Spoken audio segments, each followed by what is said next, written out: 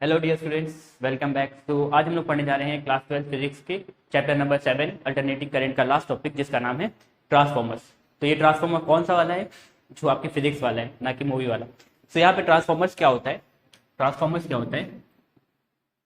It is a device, ये एक device होता है दैट चेंजेस वोल्टेज, जो क्या करता है? वोल्टेज को चेंज करता है। ये कैसा डिवाइस होता है? ऐसा सेटअप होता है जिसमें हम लोग अगर कोई करंट पास कर रहे हैं, कोई सप्लाई दे रहे हैं उसको अल्टरनेटिंग करंट की, तो वो क्या करता है? उस वोल्टेज को बढ़ा भी सकता है, कम भी कर सकता है। और उसी के बेसिस में ये दो टाइप का होता है।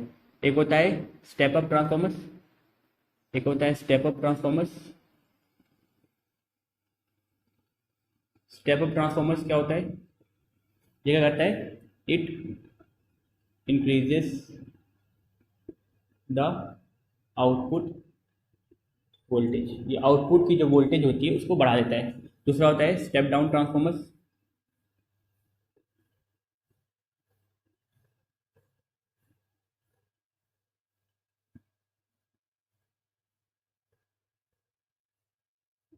It decreases the output voltage. तो नाम से पता चल रहा है कि जो वोल्टेज हम सप्लाई कर रहे हैं, जो करंट हम सप्लाई कर रहे हैं, उसकी वोल्टेज को जो कम कर दे वो स्टेप डाउन ट्रांसफॉर्मर, जो वोल्टेज को बढ़ा दे उसको हम बोलते हैं स्टेप ट्रांसफॉर्मर। अब देखो होता कैसे, डिवाइस देखने में कैसा होता है? तो अगर हम अंदर से डिवाइस को देखें तो इसके अंदर एक सॉफ्ट आयरन कोर होता है। यह है सॉफ्ट आयरन कोर, ठीक है, जिसके दो एंड पे वायर हम वाइंड करते हैं। वाइंडिंग होती है वायर की दोनों एंड पे, जनरली कॉपर की वायर होती है। जनरली कॉपर की वायर को हम वाइंड करते हैं इसमें, ठीक है। और एक तरफ से हम करंट सप्लाई करते हैं, ठीक है। एक तरफ से हम करंट सप्लाई करेंगे और दूसरी तरफ हमको करंट मिलेगी, दूसरी तरफ हमको करंट मिलती है, ठीक है। अब ये जो करंट सप्लाई कर रहे हैं हम, ये करंट बढ़ भी सकती है, कम भी हो सकती है, वोल्टेज भी कम हो सकता है, बढ़ सकता है, क्योंकि जो पावर रहेगा, जो हम पावर इनपुट सप्लाई कर रहे हैं, जो इनपुट पावर है वो किसी बराबर होगा? आउटपुट पावर के बराबर। अगर हम मान लें ट्रांसफॉर्मर क्या है? 100% एफिशिएंट है, ठीक है। ट्रांसफॉर्मर 100% एफिशिएंट है। फॉर एग्जाम्पल, अगर आप एक रोटी खा रहे हो और आप एक रोटी खाने के बाद 2 किलोमीटर चल रहे हो, आप 2 रोटी खाओगे 4 किलोमीटर चलोगे, यानी आप जितना फूड खा रहे हो, जितना फूड इनटेक कर रहे हो, उतना ही वर्क दे रहे हो, ठीक है। तो यहाँ पे अगर हम बात करें कि जितनी हम एनर्जी ट्रांसफॉर्मर को दे रहे हैं, तो हम एक्सपेक्ट करेंगे उतनी एनर्जी हमको उस तरफ से मिले।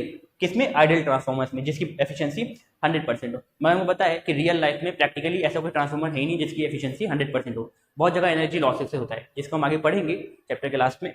इस टॉपिक के एंडिंग में हम पढ़ेंगे क्या क्या लॉसेस होते हैं ट्रांसफॉर्मर्स में। बट स्टिल अगर अभी हम कंसिडर करके चलें कि हमारी एफिशिएंसी जो है पावर की, ट्रांसफॉर्मर की, वो कितनी है?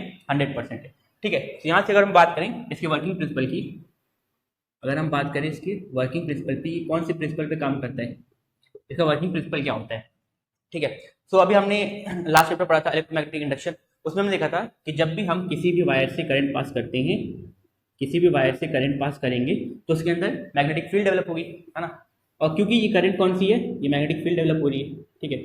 लेट्स सी, ये मैग्नेटिक फील्ड डेवलप हो रही है इसके अंदर से, ठीक है। अब ये मैग्नेटिक फील्ड ट्रैवल करेगी फर्दर, यहाँ पे मैग्नेटिक फील्ड इस वाले कॉइल में डेवलप होगी, इसकी वजह से क्या होगा? करंट इंड्यूस होगा। अब देखो यहाँ पे हमने पढ़ा था लास्ट टाइम कि यहाँ पे होता क्या है कि जब भी हम सोलेनोइड के जो टॉपिक पढ़े थे, मैग्नेटिज्म वाला पढ़े थे हमने टॉपिक, मैग्नेटिज्म में पढ़ा था कि जब हम करंट पास करते हैं, जब हम करंट पास करते हैं किसी भी सोलेनोइड कॉइल या कोई भी कंडक्टर से, तो क्या होता है? वो मैग्नेटिक फील्ड इंड्यूस करता है, वो मैग्नेटिक फील्ड इंड्यूस करता है। एक current carrying wire behaves like a magnetic, और मैग्नेटिक फील्ड क्रिएट करती है, वो बिहेव्स लाइक अ मैग्नेट, है ना। ये हमको ऑस्टेट ने बताया था, ऑस्टेट के एक्सपेरिमेंट में हमने पढ़ा था, ऑस्टेट के एक्सपेरिमेंट में हमने पढ़ा था कि करंट जब भी हम पास करेंगे किसी भी सोलेनोइड वायर कंडक्टर किसी से भी, तो हमको क्या मिलेगा? मैग्नेटिक फील्ड मिलेगा। अब यहाँ पे हम करंट कौन से पास करें? अगर हम डीसी करंट पास करेंगे तो मैग्नेटिक फील्ड क्या रहेगा? कांस्टेंट। अगर हम याद करें डीसी करंट में क्या होता है, जो मैग्नीट्यूड होता है, करंट जो होती है वो कांस्टेंट होती है, वो चेंज नहीं करती। तो जब करंट चेंज नहीं करेगी तो मैग्नेटिक फील्ड भी चेंज नहीं करेगा, ठीक है। मगर हम वहीं पे दूसरी करंट पास कर दें, अल्टरनेटिंग करंट, ठीक है, हमने अल्टरनेटिंग करंट पास कर दी। अब हम देख रहे हैं कि टाइम के साथ देखो वेरी कर रही है, कभी ऊपर कभी नीचे, है ना। इसका एम्पलीट्यूड, इसका मैग्नीट्यूड चेंज हो रहा है टाइम के साथ साथ। जब टाइम के साथ करंट चेंज होगी तो मैग्नेटिक फील्ड भी चेंज होगा, है ना। जब मैग्नेटिक फील्ड चेंज होगा तो उससे मैग्नेटिक फ्लक्स भी चेंज होगा, अब मैग्नेटिक फील्ड चेंज हो रहा है, फ्लक्स क्या होता है, बी सॉरी बी ए कॉस थीटा। यहाँ पे मैग्नेटिक फील्ड देखो चेंज हो रहा है, तो इसी वजह से मैग्नेटिक फ्लक्स भी चेंज होगा, और मैग्नेटिक फ्लक्स चेंज होगा तो फैराडेज लॉ के हिसाब से, इलेक्ट्रोमैग्नेटिक इंडक्शन पढ़ा था आपने, उसमें हमने पढ़ा था Faraday's law of electromagnetic induction के हिसाब से उसमें करंट इंड्यूस होगी, उसमें करंट इंड्यूस होगी। तो यहाँ पे पूरा का पूरा ये सब का सब जितना हमने चीज पढ़ा था मैग्नेटिज्म एंड मैटर से लेके फैराडेज लॉ इलेक्ट्रोमैग्नेटिक इंडक्शन तक और अल्टरनेटिंग करंट भी, इवन सब इन्वॉल्व है और उसी प्रिंसिपल पे बेस किया हमारा ट्रांसफॉर्मर्स वर्क करता है। होता क्या है, करंट हम जब भी पास करेंगे कौन सी, अल्टरनेटिंग करंट, तो उसी वजह से क्या होगा, सोलेनॉइड में मैग्नेटिक फील्ड चेंज होगी, मैग्नेटिक फील्ड चेंज होने की वजह से जो मैग्नेटिक फ्लक्स लिंक है उस कॉइल से वो चेंज होगा, है ना। मैग्नेटिक फ्लक्स जब भी चेंज होता है, फैराडे ने बताया था कि जब भी मैग्नेटिक फ्लक्स चेंज होगा तो उसमें करंट इंड्यूस होगी। तो यहाँ पे देखो मैग्नेटिक फील्ड बन रहा है, जो मैग्नेटिक फील्ड दूसरे कॉइल में जा रहा है ना, इस कॉइल में करंट चेंज हो रही है, जिस वजह से मैग्नेटिक फील्ड चेंज हो रहा है इस कॉइल का। अब इस कॉइल में मैग्नेटिक फील्ड चेंज हो रहा है तो करंट देखो, ये मैग्नेटिक फील्ड प्रोड्यूस कर रहा है ये कॉइल, और इसमें मैग्नेटिक फील्ड चेंज हो रहा है। अब मैग्नेटिक फील्ड चेंज होने की वजह से इसका फ्लक्स चेंज होगा, जब इसका फ्लक्स टाइम में चेंज होगा तो इसमें करंट इंड्यूस हो जाएगी, और इसको हम बोलते हैं म्यूचुअल इंडक्शन। जब एक कॉइल में हम करंट पास करें और दूसरे कॉइल में करंट इंड्यूस हो उसको हम बोलते हैं म्यूचुअल इंडक्शन। तो इसका वर्किंग प्रिंसिपल क्या है, it works on the principle of electromagnetic induction, electromagnetic induction के प्रिंसिपल में काम करता है। और अगर हम स्पेसिफिकली बताएं तो म्यूचुअल इंडक्शन पे, यानी it's work on the principle of mutual induction. ठीक है, तो यहाँ पे इसकी वर्किंग समझ में आ गई होगी, वर्किंग इसकी यही है। वर्किंग क्या है इसकी, ऐसी देखो ये वर्किंग एक्सप्लेन किया ना।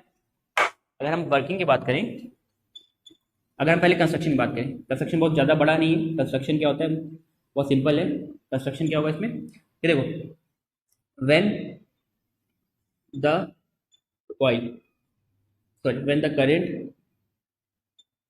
is transferred through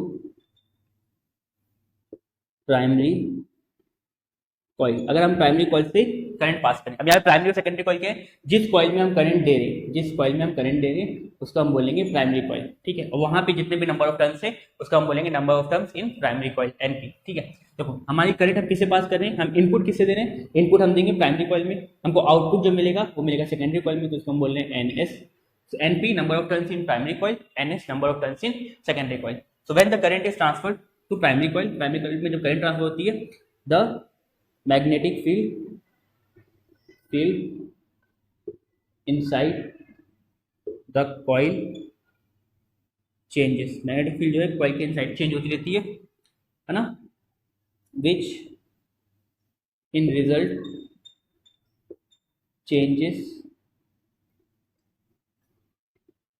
the flux, changes the sorry, which in result changes the flux linked to secondary coil, thus creating या thus inducing the current in the secondary coil। ठीक है, फिर तो इसका वर्किंग हो गया, कंस्ट्रक्शन ही वर्किंग हो गया। किस वर्क पे कैसे ये वर्क करता है कि यानी देखो जब हम किसी भी प्राइमरी कॉइल से when the current is transfer to the primary coil, जब हम प्राइमरी कॉइल में करंट देते हैं तो जिसकी वजह से क्या होता है, magnetic field inside the coil changes, जो प्राइमरी कॉइल में मैग्नेटिक फील्ड है वो चेंज हो जाएगी, और मैग्नेटिक फील्ड चेंज होने की वजह से सेकेंडरी कॉइल में भी मैग्नेटिक फील्ड चेंज हो जाएगी, which in result changes the flux link to the secondary coil. Secondary coil का जो मैग्नेटिक फील्ड चेंज होगी उसकी वजह से उसका फ्लक्स चेंज हो जाएगा, और उससे क्या मिलेगा हमको, सेकेंडरी करंट। तो यहाँ पे ये तो समझ में आ गया कि ठीक है हम करंट इससे पास कर रहे हैं, यहाँ पे हम करंट मिल रहा है। ठीक है, मगर यहाँ पे बात जो थी हम लोग की वोल्टेज डाउन करने की या वोल्टेज अप करने की, है ना, जिसका मेन प्रिंसिपल है, जिस पे काम करता है, यानी जो सब मेन काम है किसका, वोल्टेज कम या ज्यादा करना है, तो वो तो चेंज नहीं हो रहा। यानी यहाँ पे हम जितनी करंट दे रहे हैं उतना फ्लक्स चेंज हो रहा है और उतना ही वोल्टेज मिल रहा है। मगर यहाँ पे बात तो थी हम लोग की कि हम लोग को वोल्टेज को कम या ज्यादा करना था, तो वही अगर हम करें, पहले कंस्ट्रक्शन लिख लेते हैं फिर समझते हैं। कंस्ट्रक्शन, कंस्ट्रक्शन क्या होता है इसमें, प्राइमरी कॉइल जो कि होती है इंसुलेटेड है ना, इंसुलेटेड कॉइल होती है किसकी, कॉपर की। सिमिलरली सेकेंडरी कॉइल होती है, वो भी क्या होती है, इंसुलेटेड कॉपर की होती है। एंड लास्ट में क्या होता है, soft iron core. Of iron core होता है, ठीक है। तो यहाँ पे अब मेन चीज आती है कि अगर हम बात करें कि यहाँ पे हमको वोल्टेज कम या ज्यादा करना था, ठीक है, करंट यहाँ पे हमने डाली, वहाँ पे करंट इंड्यूस हो गई, मगर स्टिल हमारा जो क्वेश्चन था कि यहाँ पे वोल्टेज कैसे चेंज हो रहा है, तो वोल्टेज चेंज करने में जो मेन रोल होता है number of turns in primary और सेकेंडरी कॉइल। कैसे, उसको भी देखते हैं, उसको हम देखेंगे। अगर यहाँ पे अगर हम थोड़ा सा स्पेस बनाएं मैथमेटिकल एक्सप्रेशन के लिए, तो देखो मैथमेटिकल एक्सप्रेशन के लिए अगर हम थोड़ा सा जगह बनाएं तो यहाँ देखो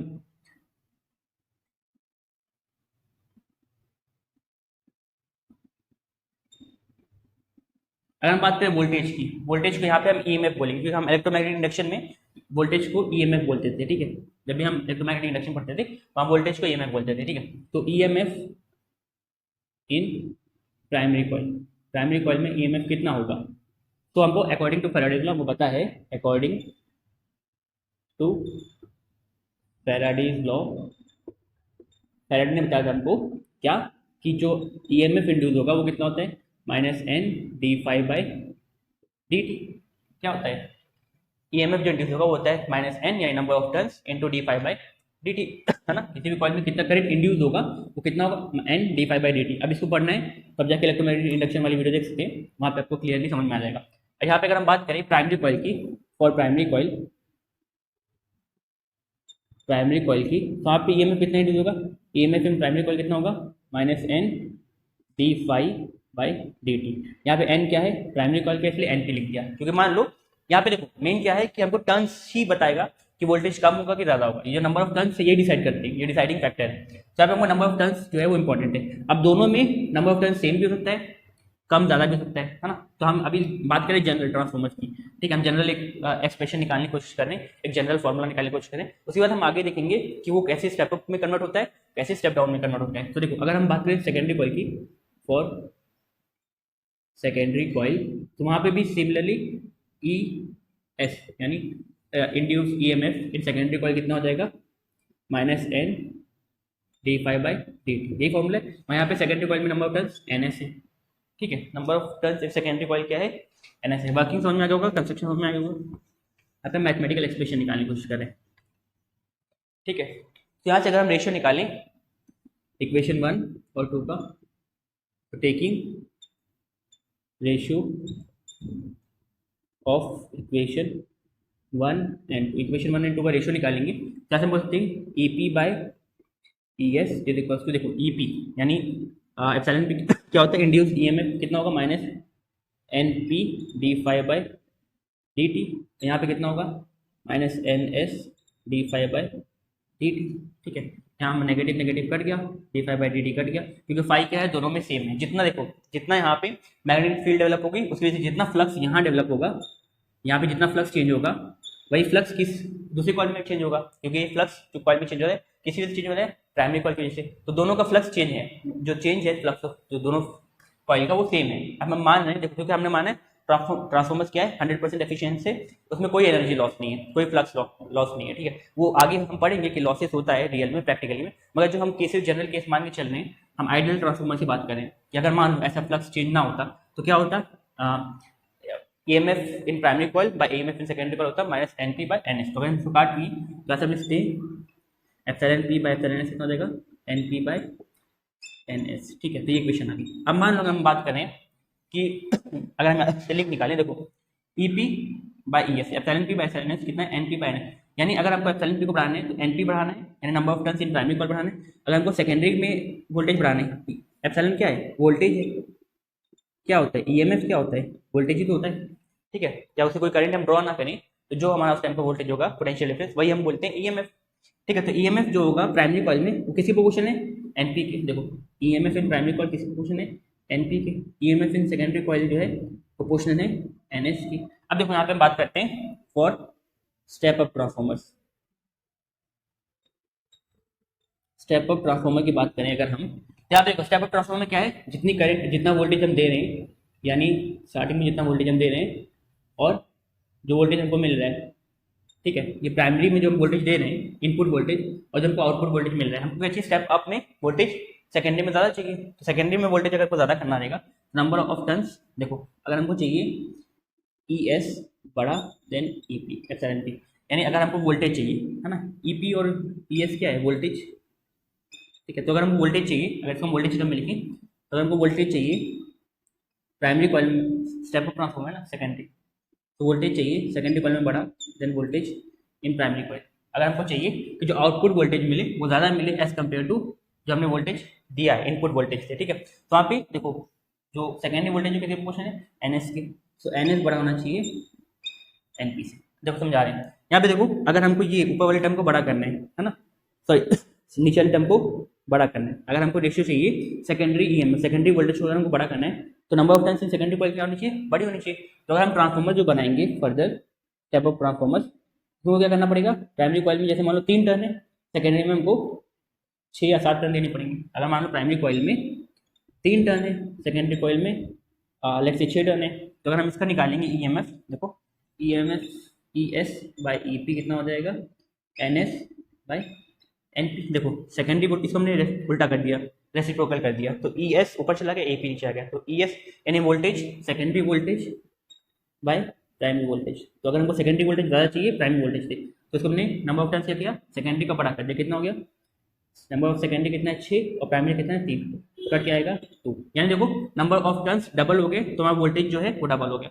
लेट्स से अगर हम यहाँ से 110 वोल्ट सप्लाई कर रहे हैं और नंबर ऑफ टर्न्स बड़ा है, तो यहाँ से हमको कितना मिलेगा 220 वोल्ट, ठीक है। तो यहाँ से हमको एक रिलेशन मिल गया, ये पहला इंपॉर्टेंट रिलेशन, कि अगर हमको वोल्टेज बढ़ाना है या कम करना है, तो number of turns across the coil यानी जो है उस एंड में हमको बड़ा या कम करना पड़ेगा। अगर हमको नंबर ऑफ टर्न्स हमने यहाँ ज़्यादा किया प्राइमरी में, तो हमको क्या मिलेगा, वोल्टेज कम मिलेगा, क्योंकि देखो अगर नंबर ऑफ टर्न्स प्राइमरी में ज़्यादा है तो प्राइमरी में वोल्टेज ज़्यादा होगा, नंबर ऑफ टर्न्स सेकेंडरी में कम है, सेकेंडरी में वोल्टेज कम मिलेगा, और जब सेकेंडरी में वोल्टेज कम होगा तो हम क्या बोलेंगे, स्टेप डाउन ट्रांसफॉर्मर। जितना वोल्टेज हम यहाँ से दे रहे हैं वहाँ वोल्टेज कम हो रहा है, इसका मतलब क्या है, हमारा वोल्टेज कम हो रहा है। अगर हम वोल्टेज बढ़ाना है तो यहाँ पे हमको नंबर ऑफ टर्न्स कम करना पड़ेगा, यहाँ पे ज़्यादा करना पड़ेगा। तो पहला तो हमको समझ में आ गया वर्किंग प्रिंसिपल कि अगर हमको कंस्ट्रक्शन में कि अगर हमको वोल्टेज बढ़ाना है, स्टेप अप ट्रांसफॉर्मर बनाना है, तो हमको आउटपुट में जो है मतलब जो सेकेंडरी कॉइल है उसमें नंबर ऑफ टर्न्स बढ़ाना पड़ेगा।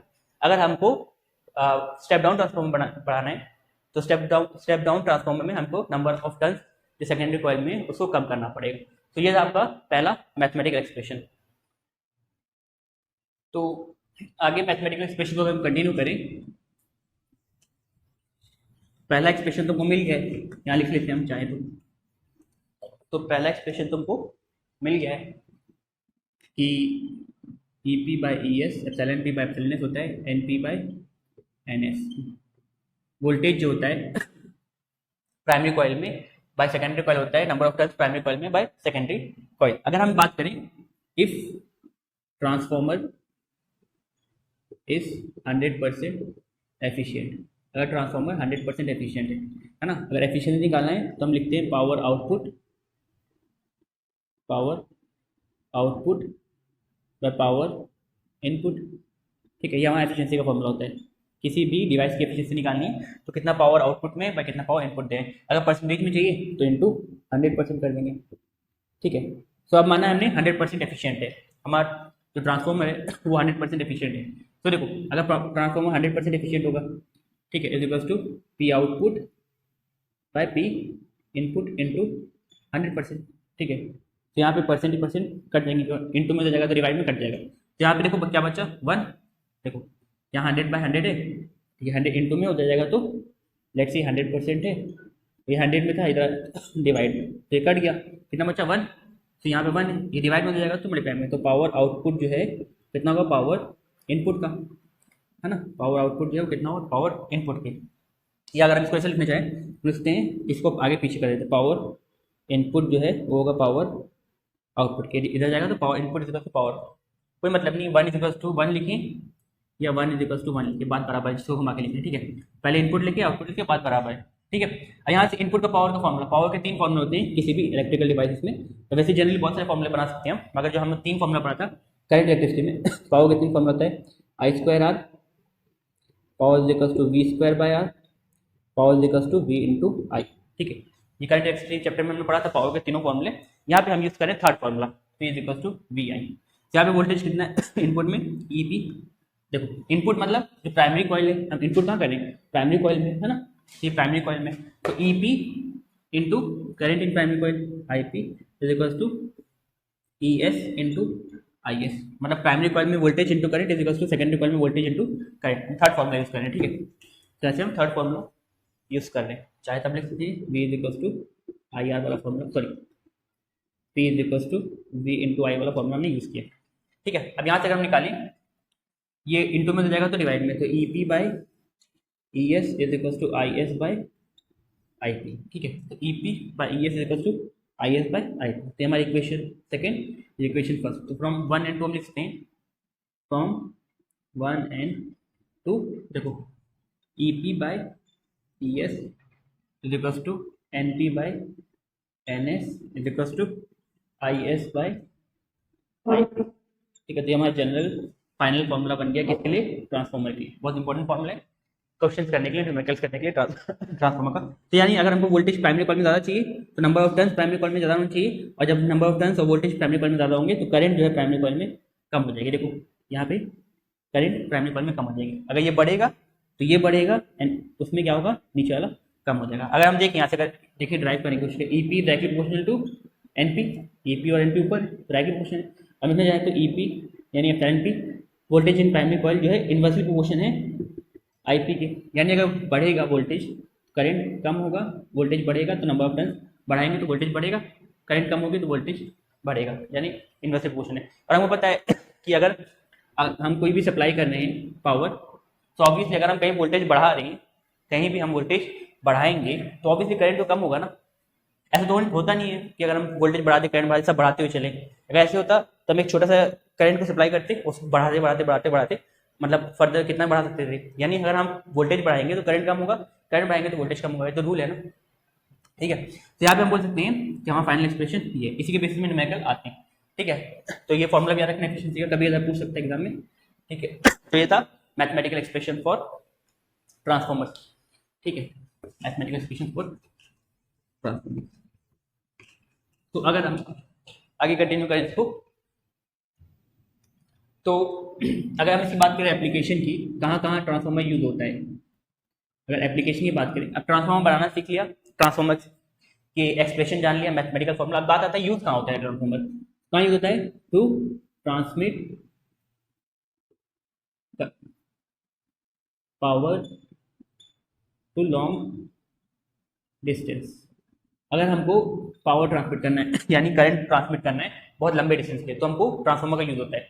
कैसे, देखो लेट्स से हमारे पास पावर स्टेशन है, ये हमारा पावर स्टेशन है, पीएस प्ले स्टेशन नहीं है, पावर स्टेशन है। तो यहाँ से अगर हमको करंट मिलेगी, ठीक है, इस करंट को अगर हमको ट्रांसफर करना है बहुत दूर, लेट्स से ये डिस्टेंस है 50 किलोमीटर या 500 किलोमीटर जो भी हो सकता है डिस्टेंस से, यहाँ पर हमको ट्रांसफर करना है, ठीक है। तो यहाँ ट्रांसफर करने के लिए हमको पता है कि अगर हम करंट को, अगर हम ट्रांसफर करेंगे पावर को, पावर होता है V इंटू आई, है ना, वोल्टेज और करंट। अगर मान लो हमने लेट्स से वोल्टेज को कम रखा है और करंट को ज़्यादा रखा है, ठीक है, पावर कांस्टेंट है, वोल्टेज कम हो गया करंट ज़्यादा हो गया, तो ऐसे में क्या होगा, हमको पता है करंट जब सप्लाई होती है किसी भी वायर से या किसी भी डिवाइस से, उसमें कुछ ना कुछ रेजिस्टेंस तो होता ही है, चाहे कोई भी डिवाइस हो या कोई भी कनेक्टर हो, उसमें कुछ ना कुछ रेजिस्टेंस तो होता ही होता है। इवन सिल्वर जो है बहुत ज़्यादा अच्छा कनेक्टर माना जाता है, उसके अंदर भी कुछ ना कुछ रेजिस्टेंस होता ही है, ठीक है।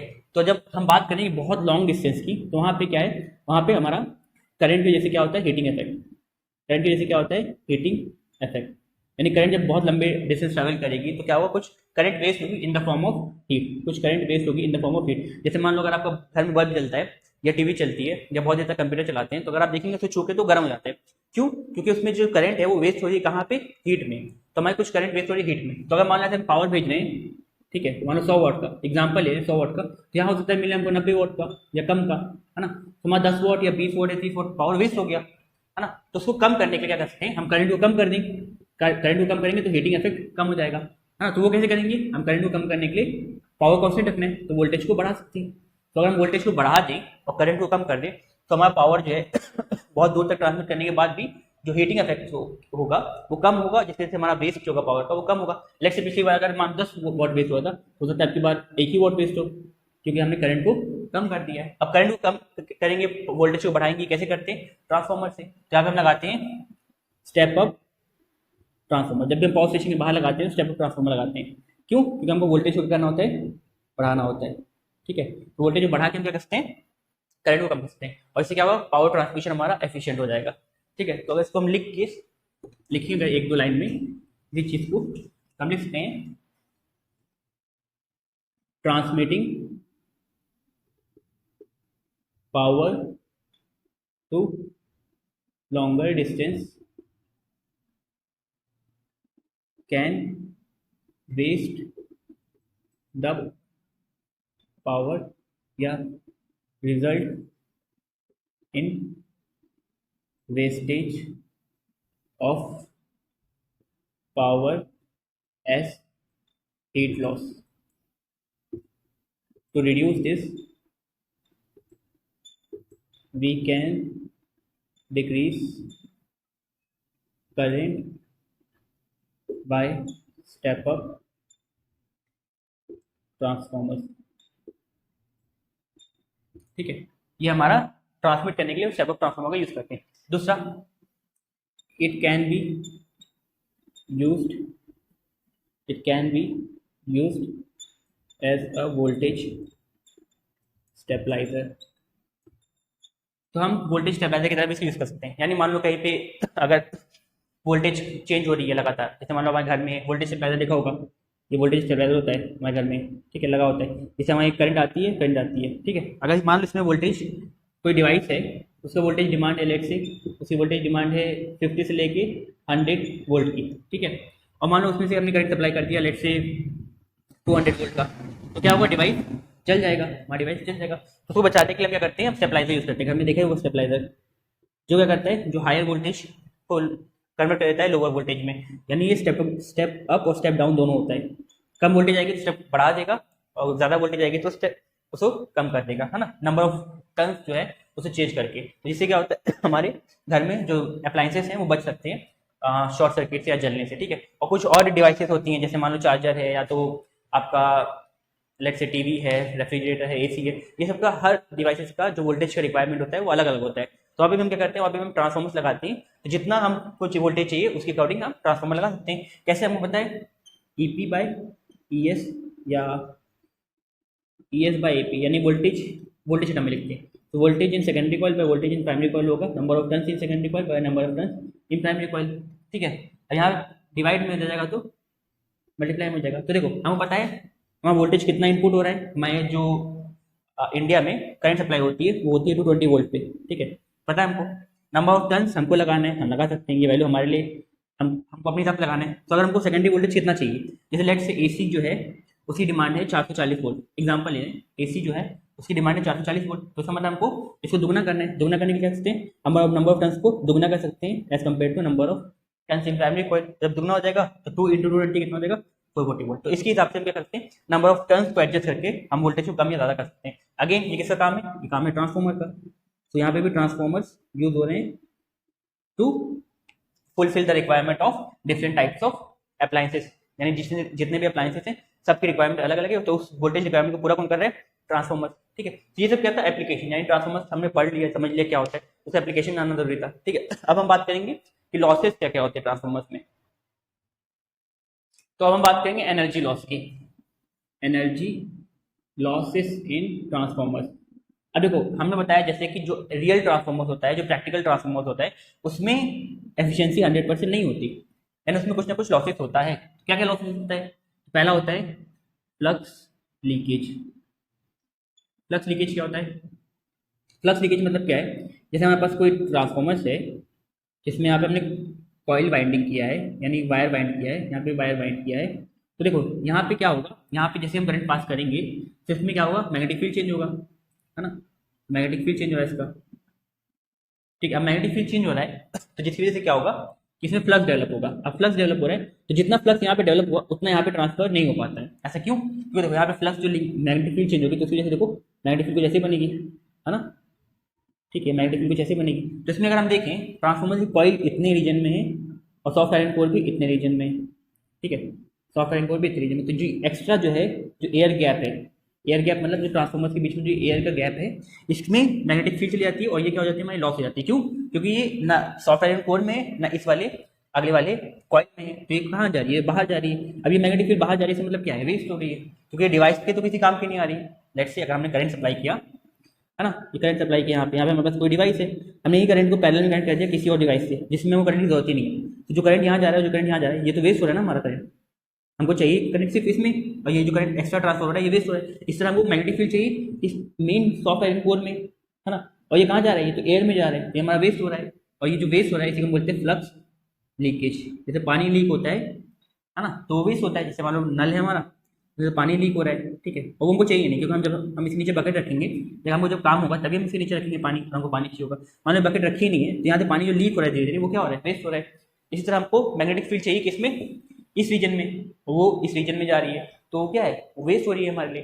तो फ्लक्स लीकेज की वजह से क्या होता है, हमारा नुकसान होता है किसमें, एनर्जी में। अब उसको हम ठीक कैसे कर सकते हैं, हम क्या कर सकते हैं, मिनिमाइज कर सकते हैं, मिनिमाइज कर सकते हैं the air gap, air gap को मिनिमाइज कर सकते हैं। यानी जो इसके बीच में एयर गैप है उसको कम कर दें, ताकि जो फ्लक्स हो वो कॉइल में जाए या तो सॉफ्ट आयरन कोर में जाए। यानी इसके बीच से जो एयर गैप है उसको हम कर सकते हैं, मिनिमाइज कर सकते हैं। और क्या कर सकते हैं, हम सॉफ्ट आयरन कोर यूज कर सकते हैं। सॉफ्ट आयरन कोर सेकेंड है, इसी जगह ठीक करने के लिए हम क्या कर सकते हैं, सॉफ्ट आयरन कोर यूज कर सकते हैं। इससे क्या फायदा है, सॉफ्ट आयरन कोर के अंदर प्रॉपर्टी होती है, तो जो मैग्नेटिक फील्ड लाइन जाती है ना, ये हमने पढ़ा भी था उसमें जनरेटर वाले कॉन्सेप्ट में, एसी जनरेटर में, कि सॉफ्ट उसमें भी मैंने सॉफ्ट आयरन कोर ही यूज़ किया था। उसमें एक प्रॉपर्टी होती है सॉफ्ट आयरन कोर में, वो जितनी मैग्नेटिक फील्ड जा रही है ना उसको अपने अंदर खींच लेता है, ठीक है, वो अट्रैक्ट करता है मैग्नेटिक फील्ड को, जिससे ज़्यादा मैग्नेटिक फील्ड वेस्ट होती नहीं है। यहीं पर अगर हम सॉफ्ट आयरन कोर की जगह कोई दूसरा मटेरियल यूज करें तो वो उतना मैग्नेटिक फील्ड एब्जॉर्ब नहीं कर पाएगा जितना हमारा ये सॉफ्ट आयरन कोर कर ले रहा है। तो यहाँ से क्या है, यहाँ से हमारा कुछ ना कुछ जो एनर्जी लॉस है वो बच सकता है। दूसरा है रेजिस्टेंस ऑफ वायर। जो हमारी बाइंडिंग हुई है, जो वायर जो हमने बाइंडिंग किया है उसमें कॉपर वायर यूज़ किया है, ठीक है, कॉपर वायर यूज़ किया है ना। अब हम बताएं ना, कोई भी वायर उसमें रेजिस्टेंस होगा, अब रेजिस्टेंस होने की वजह से क्या होगा, उसमें हीटिंग इफेक्ट होगा। अब हीटिंग इफेक्ट होने की वजह से क्या होगा, एनर्जी हमारी लॉस होगी। तो उसको हम कैसे बचा सकते हैं, तो देखो रेजिस्टेंस का फॉर्मूला अगर आपको है तो resistance directly proportional to L rho, resistance is equals to L rho L by A, ठीक है।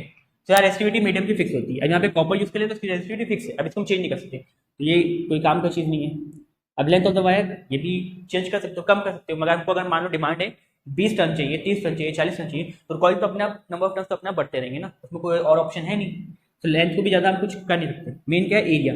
अगर हम इस कॉइल को, जो हम कॉइल बना रहे हैं, ये कॉइल ऐसी है और ऐसी, मान लो एक इतनी, अब जनरली इतनी मोटी कॉइल तो नहीं होती, इतनी मोटी वायर तो नहीं होती, मगर लेट्स से हमने वाला कि हमने थोड़ा सा जूम करके देख रहे हैं और हमारे पास दो वायर, एक इसकी एरिया इतना बड़ा है, एक का एरिया इतना बड़ा है, तो हम कौन सा वायर यूज़ करेंगे, हम यूज़ करेंगे जिसका एरिया ज़्यादा है। एरिया ज़्यादा होगा तो रेजिस्टेंस कम होगा, है ना, एरिया ज़्यादा होगा तो रेजिस्टेंस कम होगा। हम क्या करते हैं, वी में use thick wire to reduce the resistance. Resistance कम करने के लिए क्या करते हैं, एक मोटी वायर रखते हैं, जिससे मोटी वायर की वजह से क्या होगा कि रेजिस्टेंस जो है वो कम हो जाएगा, और रेजिस्टेंस कम होने की वजह से यहाँ पे हमारा कुछ ना कुछ एनर्जी बच जाएगी। तो रेजिस्टेंस कम करने के लिए हम क्या करते हैं, एरिया को बढ़ा देते हैं। इसे तीसरा फैक्टर जो है वो eddies current. Eddies current topic अब की बार आपका रिलेटेड था, तो इसलिए इसके बारे में बात किया है हमने। तो एडीज करंट क्या होता है, जब भी क्या बोलते हैं करंट का एक टॉरॉइडल मोशन शेप में करंट हमारी चलती है, जब भी करंट सर्कुलर पाथ में टॉरॉइड की शेप में चलती है तो उसी को हम बोलते हैं एडीज करंट। यानी अगर हम मोटा मोटा देखें तो जहाँ पे एडीज करंट होगी, एडीज करंट जहाँ पे भी होती है उसकी वजह से क्या होता है, हीटिंग इफेक्ट प्रोड्यूस होता है, हीटिंग इफेक्ट। अगर आपको एडीज करंट के बारे में और जानना है तो आप क्या बोलते हैं, बुक में देख सकते हैं, उसमें पूरा डिटेल में लिखा हुआ है एडीज करंट क्या होती है, ठीक है। इस बार सिलेबस से रिड्यूस था इसलिए हमने इसके बारे में ज़्यादा बताया नहीं है। तो यहाँ पे बेसिकली हम बोलते हैं कि जब भी हम इससे करंट पास करेंगे तो इससे क्या होगा, ये जो सॉफ्ट आयरन कोर है ना, करंट पास करने से एडीज करंट डेवलप होने की वजह से सॉफ्ट आयरन कोर क्या होगा, हीटेड होगा, गर्म होगा, है ना। तो जब सॉफ्ट आयरन कोर गर्म होगा तो उसकी वजह से क्या होगा, उसकी वजह से हमारा जो एनर्जी है उसका लॉस होगा। अगेन भाई करंट जब हम पास कर रहे हैं तो हीट में चेंज हो रहा है, हमारा जो एनर्जी हम चाहते हैं कि यहाँ से एनर्जी प्राइमरी कॉइल से सेकेंडरी कॉइल में पूरा चली जाए, वो हमारा कहाँ हो रहा है, वो हमारा हीट के फॉर्म में वेस्ट हो रहा है। अब जब हीट के फॉर्म में वेस्ट हो रहा है तो हमको क्या उतनी एफिशिएंसी मिल पाएगी जितनी हम चाह रहे हैं, वो डिजायर्ड एफिशिएंसी नहीं मिल पाएगी। तो उसको लेने के लिए क्या करते हैं, हम क्या करते हैं, यूज करते हैं लैमिनेटेड सॉफ्ट आयरन कोर। क्या करते हैं, laminated soft iron core use करते हैं, जिससे क्या होता है कि जो हीट डेवलप हो रही है वो सॉफ्ट आयरन कोर को अफेक्ट ना कर सके। ठीक, और लास्ट जो हमारा फोर्थ है वो है हिस्टेरेसिस। तो ये डिपेंड करता है मटेरियल पे। कुछ मटेरियल जो है वो, अगर हम देखें, कुछ मटेरियल जो है बहुत ज़्यादा अफेक्ट करती हैं चेंजिंग मैग्नेटिक फील्ड की वजह से या changing direction of magnetic field की वजह से। अब देखो जैसे हम बात कर रहे हैं यहाँ पे, हमारे पास जो हम ट्रांसफर कर रहे हैं करंट वो कौन सी है, वो अल्टरनेटिंग करंट है। ठीक है, अल्टरनेटिंग करंट क्या है, टाइम के साथ चेंज करती रहती है। तो देखो मान लो अभी अल्टरनेटिंग करंट हमने ट्रांसफर किया यहाँ से, तो कभी ऊपर जाएगी कभी नीचे जाएगी। देखो करंट कभी ऊपर जाएगी कभी नीचे जाएगी, यानी उसका डायरेक्शन चेंज होता रहेगा। तो जिसकी वजह से मैग्नेटिक फील्ड, देखो अगर हम यहाँ पे निकालें राइट हैंड रूल की हेल्प से, करंट ऊपर है, मैग्नेटिक फील्ड क्या होगा, ऐसे मैग्नेटिक फील्ड ऐसे चलेगी। ठीक है, करंट मैग्नेटिक फील्ड ऐसे। अब नीचे देखें करंट मैग्नेटिक फील्ड उधर, ठीक है ऐसे। देखो यहाँ पे आपका डायरेक्शन चेंज हो रहा है, यहाँ पे पहले डायरेक्शन ऐसा था, ठीक है मैग्नेटिक फील्ड, और अब ऐसा हो गया। यानी अगर हम यहाँ पे जो कोर की बात कर रहे हैं, तो कोर में अगर हम करंट पास कर रहे हैं, देखो ये करंट पास हो रही है, करंट पास हो रही है कभी ऐसे कभी उल्टी तरफ। ठीक है, यानी करंट का डायरेक्शन जो चेंज हो रहा है, तो जिस वजह से जो उसके बीच में मटेरियल रखा है सॉफ्ट आयरन कोर, उसमें मैग्नेटिक फील्ड का डायरेक्शन चेंज होता रहेगा कंटिन्यूसली। उसके अंदर क्या होगा, हिस्टेरेसिस डेवलप होगा, है ना। यानी वो क्या करेगा, मैग्नेटिक फील्ड चेंज होने की वजह से बहुत ज़्यादा डिस्टर्बेंस क्रिएट होगा उसमें, जिसकी वजह से क्या है, हमारा कुछ एनर्जी लॉस हो जाएगा। तो उस एनर्जी लॉस बचाने के लिए करते हैं हम यूज करते हैं सॉफ्ट आयरन कोर। क्यों, क्योंकि उसका जो हिस्टेरेसिस का एरिया है, जिसका हिस्टेरेसिस का एरिया है वो कम है एज कम्पेयर टू अदर, तो जिसकी वजह से क्या होगा, उसमें ज़्यादा इफेक्ट नहीं होगा चेंजिंग मैग्नेटिक फील्ड का। ठीक है, तो ये चार थे एनर्जी लॉसेस, इसको हम कैसे कम कर सकते हैं ये भी हमने देख लिया, और कॉमन से लॉसेस थे ये भी देख लिया। ठीक है, तो अब हम एक न्यूमेरिकल लेके देखते हैं और इस टॉपिक को रैप अप करते हैं। सो ये क्वेश्चन है आपके बुक का 7.23, बोला है power transmission light feeds input power of 2300 volt to a step down transformer. हमारे पास एक स्टेप डाउन ट्रांसफार्मर है, एक स्टेप डाउन ट्रांसफार्मर है जिसमें हम पावर जो सप्लाई कर रहे हैं, वोल्टेज जो सप्लाई कर रहे हैं, है ना, सप्लाई कर रहे हैं, यानी इनपुट वोल्टेज, इनपुट किस में देंगे, प्राइमरी कॉइल में। जो प्राइमरी वोल्टेज है वो कितनी है, 2300 वोल्ट। ठीक है, प्राइमरी वोल्टेज जो हम इनपुट दे रहे हैं, इनपुट हम कहाँ देते हैं, ये हम इनपुट दे रहे हैं। ठीक है, यहाँ पास सॉफ्ट आयरन कोर है और यहाँ पास आउटपुट है। तो इनपुट वाली क्या होता है, वोल्टेज प्राइमरी कॉइल, ये होता है voltage of secondary coil, number of turns in primary coil, number of turns in secondary coil. ठीक है, तो हमारे पास है सेटअप। तो इसमें वोल्टेज दिया, यानी हम कितना पावर सप्लाई कर रहे हैं, कितना वोल्टेज सप्लाई कर रहे हैं, इसमें प्राइमरी वोल्टेज है 2300। आगे बोला टू स्टेप डाउन ट्रांसफार्मर, तो स्टेप डाउन ट्रांसफार्मर है when its primary winding having 4000 turn. तो जिसमें प्राइमरी वाइंडिंग है, ये प्राइमरी वाइंडिंग है ना, इसमें हमने कितना टर्न दिया है, प्राइमरी वाइंडिंग में हमने turn, number of turns in primary winding हो जाएगा 4000 टर्न्स, 4000 टर्न्स दे रहे हैं। What should be the number of turns in secondary coil in order to get output power of 230 volt. तो वो बोला आउटपुट पावर, यानी सेकेंडरी वोल्टेज चाहिए हमको 230 वोल्ट, तो हमको सेकेंडरी कॉइल में कितना टर्न देना पड़ेगा, क्वेश्चन ये। तो अगेन हमने फॉर्मूला पढ़ा, ये बहुत यूनिक फॉर्मूला है, वी एस हमको निकालना चाहिए ना, तो V S by V P is equal to N S by N P, यानी voltage in secondary coil by voltage in primary coil is equal to number of turns in secondary coil by primary coil, है ना। तो यहाँ पे हम देखें secondary voltage हमको दिया है 230 वोल्ट। ठीक है, प्राइमरी वोल्टेज हमको दिया है 2300 volt. Secondary number of turns निकालना है हमको, क्वेश्चन में निकालना है। प्राइमरी प्राइमरी दिया 4000। ठीक है, यहाँ अगर हम देखें तो ये तो कट जाएगा, नीचे 10 बचेगा, तो इसको हम लिखना चाहें number of turns in secondary coil कितना हो जाएगा, देखो ये डिवाइड में हो जाएगा तो मल्टीप्लाई में जाएगा 4000, तो फिर कटेगा 230 बन 230 230 10 2300, है ना। तो यहाँ से कटेगा तो ये 4000 ऊपर जाएगा और नीचे 10 आपका बचा हुआ है, तो एक जैसे जीरो कट गया, तो नंबर ऑफ टर्न्स इज 400।